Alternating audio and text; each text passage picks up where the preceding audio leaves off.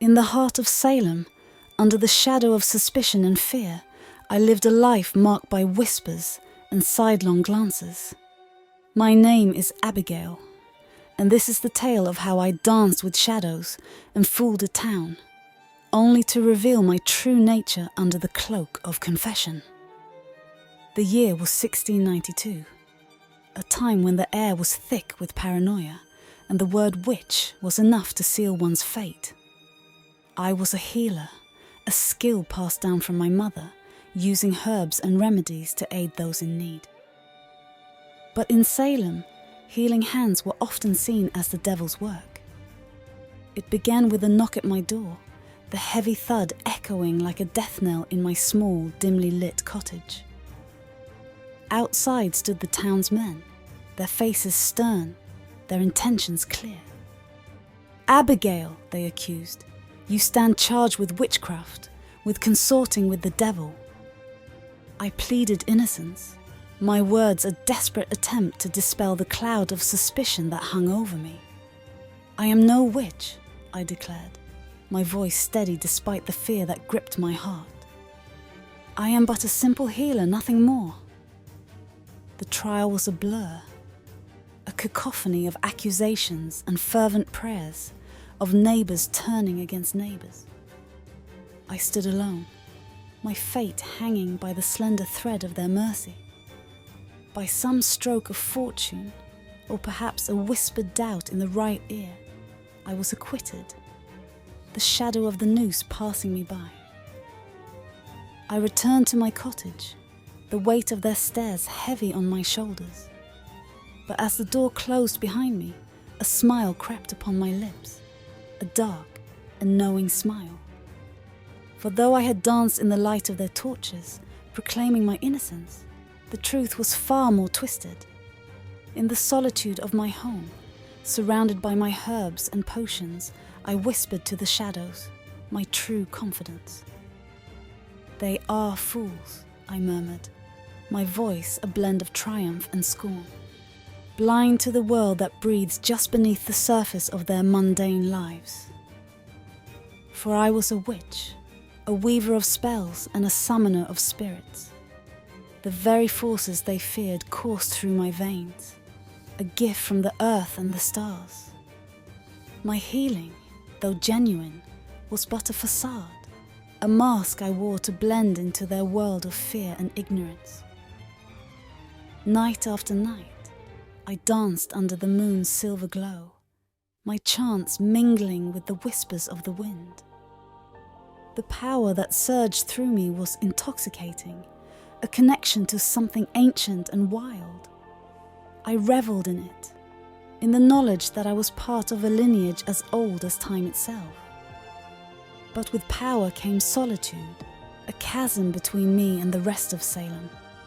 I walked among them, a wolf in sheep's clothing, my true nature cloaked in the guise of the ordinary.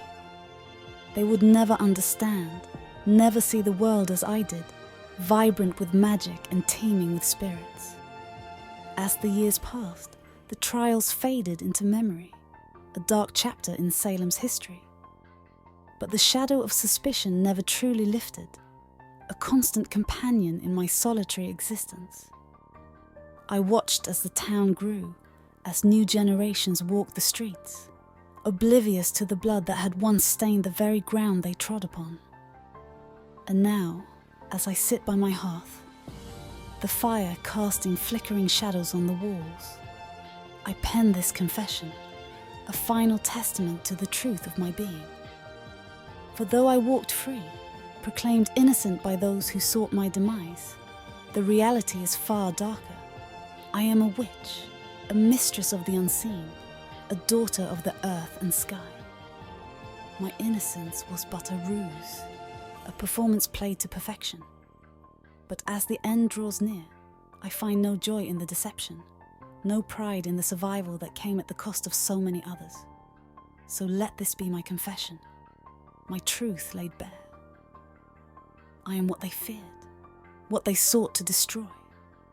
But in their blindness, they failed to see that the true magic was not in the spells I cast, or the spirits I summoned, but in the resilience of the human spirit, in the capacity to endure, to survive, and to keep the secret of one's true self, even as the flames of suspicion threaten to consume everything.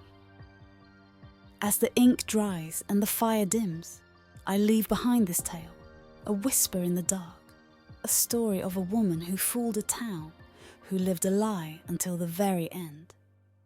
And though my time has passed, my story remains, a cautionary tale of fear, of power, and of the shadows that lie in the heart of Salem.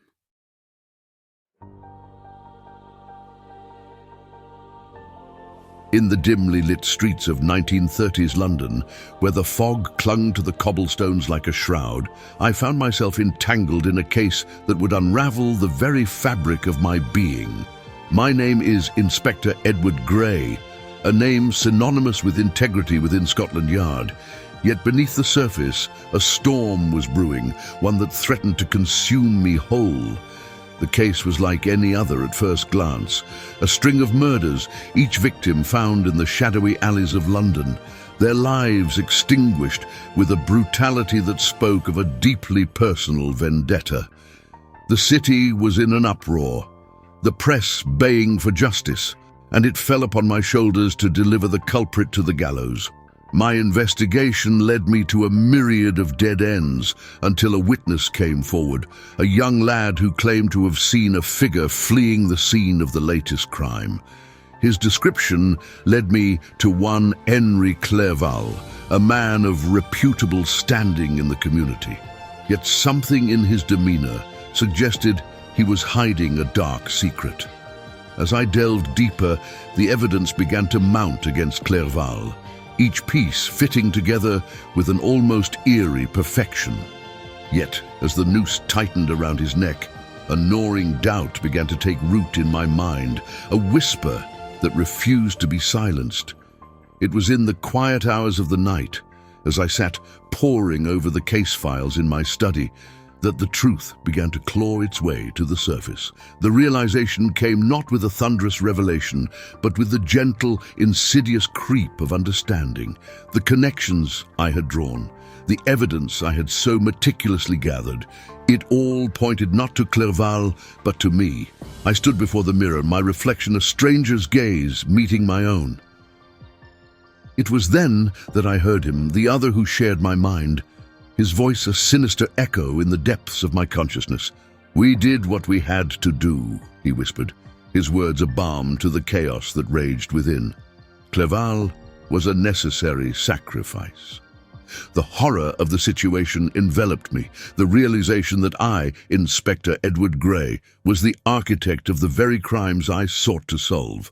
My other self, a manifestation of rage and retribution, had taken control, leaving a trail of blood in his wake, all while I remained oblivious, a puppet to his will. The battle that ensued was not one of flesh and blood, but of the mind, a struggle for dominance between the man I believed myself to be and the monster that lurked within.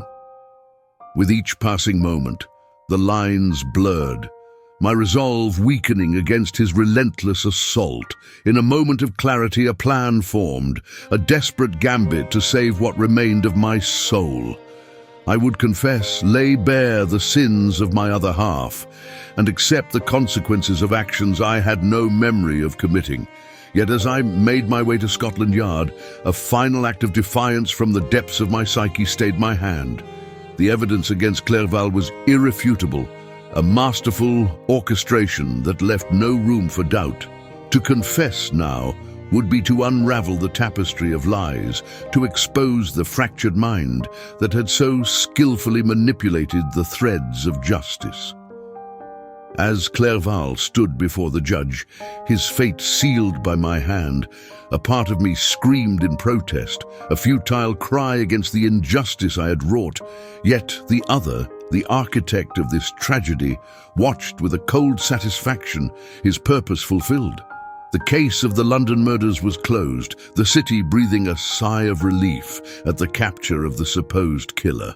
But I, Inspector Edward Gray, remained a prisoner, shackled not by iron, but by the knowledge of the darkness that resided within me, a darkness that had claimed innocent lives in its quest for retribution.